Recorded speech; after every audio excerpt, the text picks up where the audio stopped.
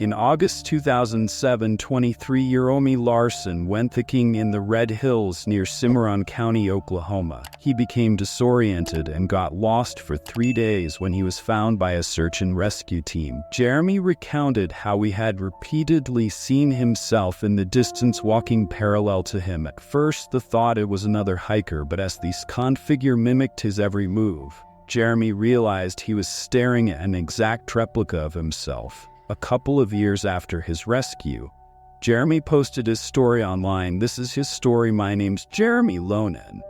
I'm writing this down because I need to get it out of my head. I'm not a writer or anything, so sorry if this isn't great, but I have to tell someone what happened to me back in August 2007. He was 23 then, and I thought I knew everything. Boy, was I wrong. It all started when I decided to go hiking in the Red Hills near Cimarron County, Oklahoma. I'd never been there before, but I'd heard it was beautiful, and it was at first the red clay formations were really something else.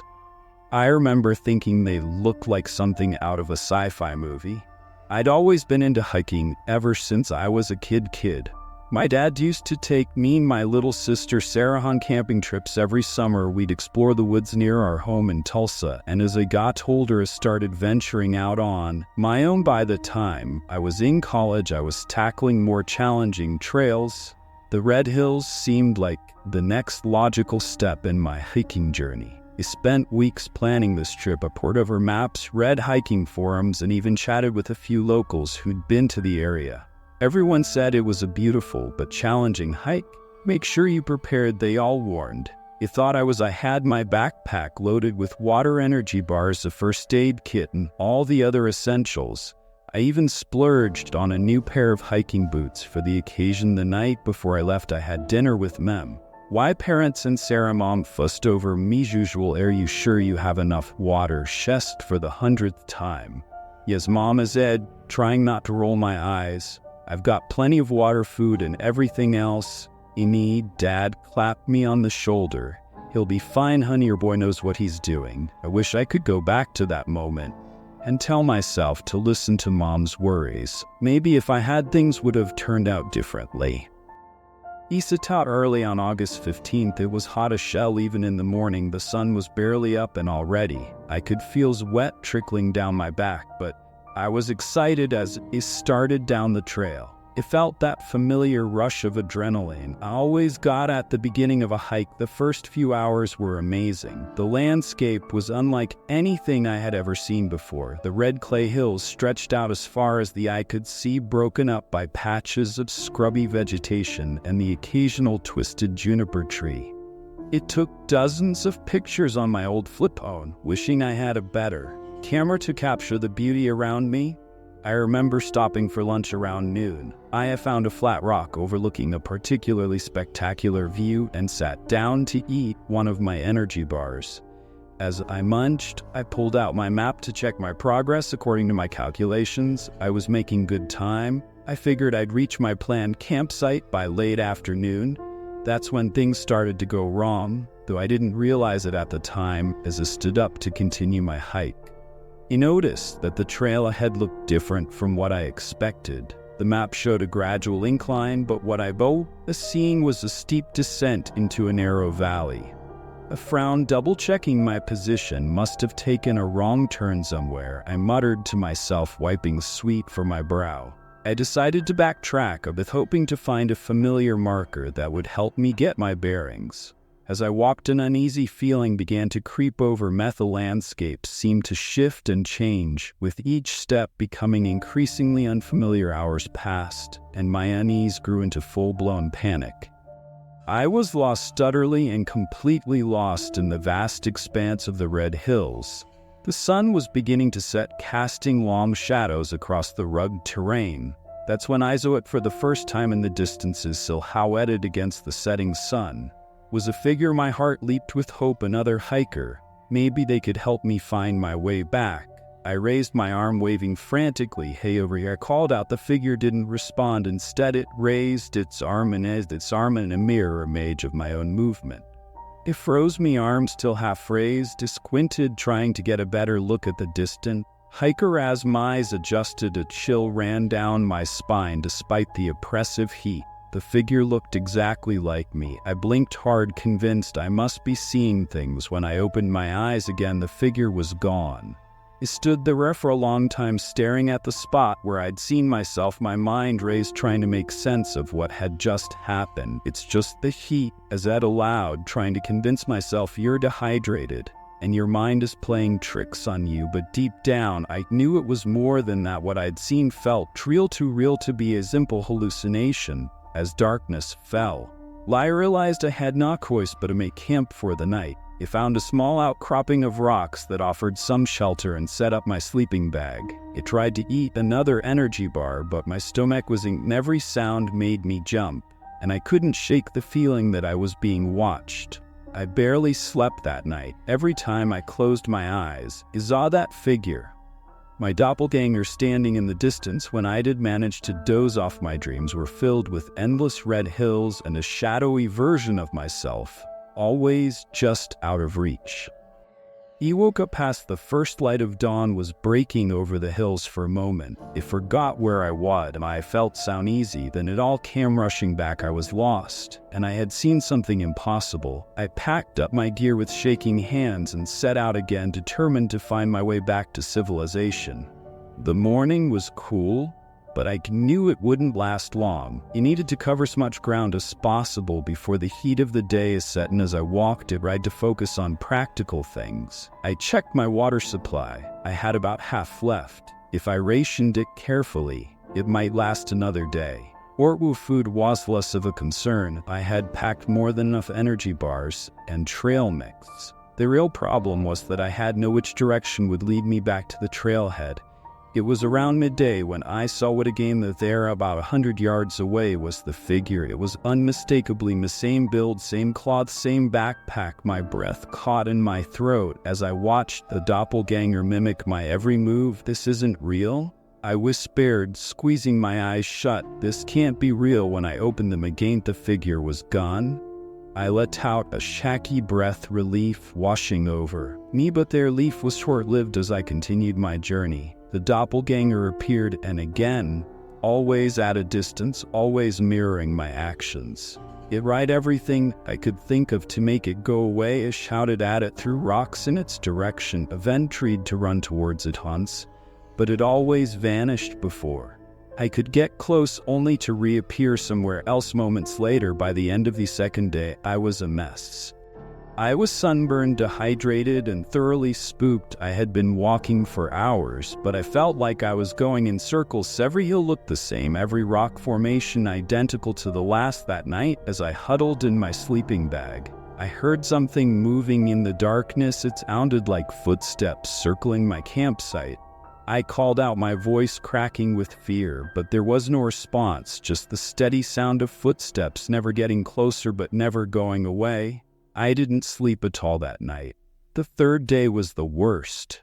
I was out of water and the heat was unbearable. My thoughts were becoming jumbled and I kept seeing things out of the corner of my eyes. Sometimes it was my doppelganger, sometimes it was shapes I couldn't quite make out. I started talking to myself, trying to stay sane. "Come on, Jeremy," I'd mutter, "you can do this, just keep one will find you." But as the day wore on, I began to lose hope. I was so tired, so thirsty. Several times I thought about just laying down and giving up, but something kept me going. Maybe it was survival instinct, or maybe it was the fear of what might happen if I stopped moving. It was late afternoon when I heard the voices. At first, I thought it was another hallucination, but then I heard it again, people calling out, and the faint sound of a helicopter in the distance here. I tried to shout, but my voice was barely a croak. I stumbled towards the sound, my legs barely supporting me. And then I saw the May search and rescue team making their way over a nearby hill. I waved my arms frantically, using the last of my strength to call out to them. The next few hours were a blur. I remember being loaded into a helicopter, someone putting an IV in my arm, voices asking me questions. I couldn't quit. You understand, I kept trying to tell them about what I'd seen about my doppelganger, but the words wouldn't come out right. I spent 3 days in the hospital recovering from severe dehydration and heat exhaustion. My family was there worried sick. Sarah hardly left my side, and Mom cried every time she looked at me. Dad tried to keep a brave face, but I could see the fear in his eyes. The doctor said I was lucky to be alive. They told me that what I'd experienced, the doppelganger, the footsteps at night, were all hallucinations caused by the extreme conditions. Part of me wanted to believe them. It would be easier, safer to think that it had all been in my head, but I knew the truth. What I'd seen out there in the Red Hills was real. I couldn't explain it, but I knew it with a certainty that went beyond logic or reason. It tried to tell my family, the doctor said, and the police officers who came to take my statement. But I could see the doubt in their eyes, the way they exchanged glances when they thought I wasn't looking. No one believed me. After a week, I was released from the hospital and sent home.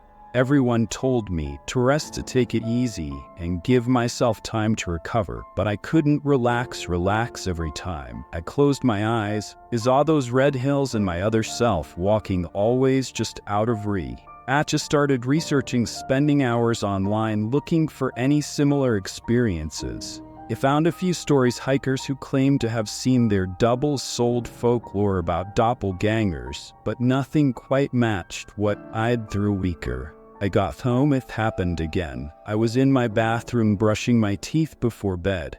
I glanced up at the mirror, and there it was, my double standing right behind me. I spun around, but there was nothing there. When I looked back at the mirror, it was gone. I didn't sleep that night or the next. I started avoiding mirrors, covering them up with sheets.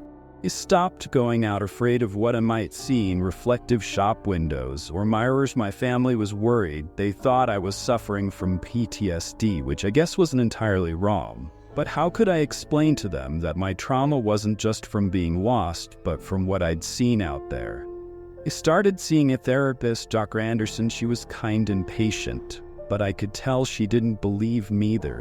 She talked about stress responses and the mind's way of coping with trauma. I nodded along, but inside I was screaming. This wasn't in my head, it was real. And it was still happening. Months passed. It tried to go back to my normal life, but nothing felt normal anymore. I quit my job at the local hardware store. I couldn't handle being around all those mirrors in the home decor section. I barely left my parents' house where I'd moved back in after the incident. Sarah tried her best to help. She'd come over with movies or board games, anything to distract me. But I could see the worry in here. Yes, the way she watched me when she thought I wasn't looking. Jeremy, she said, one day you need to talk to someone who will believe you. I laughed bitterly. Who's going to believe me? Sarah. No, then you believe me. She was quiet for a long moment. Maybe I don't understand what happened to you, she finally said, but I believe that you believe it, and that's enough for me to know you need help. That conversation stuck with me. Maybe Sarah was right. Maybe I did need to find someone who would listen, really listen, without trying to explain it away. That's when I found the online forum. It was a small community, just a few dozen regular posters, but they all had stories similar to mine. People who had seen their doubles, who had experienced impossible things that no one else believed. For the first time since my experience in the Red Hills, I felt like I wasn't alone. I started posting regularly, sharing my story and reading others. Some were clearly hoaxes or the ramblings of disturbed minds, but others rang true in a way I couldn't explain. There's Maria, who had seen her doppelganger every day for a week before her twin sister, who she didn't know existed, showed up on her doorstep, and Tom, whose his double had taken over his life for 3 days while he watched helpless from the shadows. The more I read, the more convinced I became that what had happened to me was part of something bigger, something that defied explanation but was undeniably real. I started compiling notes, trying to find patterns in the experiences. Most sightings happened in remote areas.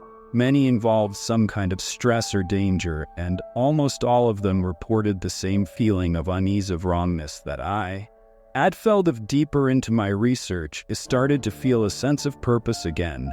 Maybe I couldn't explain what had happened to me, but I could try to understand it, and maybe, just maybe, I could help others who are going through the same thing. It's been years now since my experience in the Red Hills. I'd like to say that I've moved on, that I've put it all behind me, but the truth is it's still with me every day. I still see my double, sometimes not as often as I used to, but enough to remind that what happened was real. I've learned to live with it, to accept it as part of my reality. It never went thinking again. The thought of being out in the wilderness alone with my doppelganger is too much to bear. But I found other ways to challenge myself to feel alive. I run the forum. Now it's grown over the years, become a real community. We support each other, share our experiences, and try to make sense of the impossible things we've seen, sometimes late at night. I find myself wondering what would have happened if IID tried to approach my double in those Red Hills. Would it have disappeared like it always did? Or would something else have happened? Something I can't even imagine. I don't think I'll ever know the answer to that question, but I do know this: whatever happened to me out there in Zon County, whatever that thing was that wore my face and Mimi, kid my movements, it changed me forever. And sometimes when I catch a glimpse of movement in a mirror or a shadowy figure in my peripheral vision, I can't help but wonder, is it still out there walking parallel to me, just waiting for our paths to cross again? I don't know if anyone will believe this story. Hell, half the time, I don't believe it myself. But I know what is out there and what I've seen since, and if by sharing this, I can help even one person feel less alone in their impossible experience, then it will have been worth it.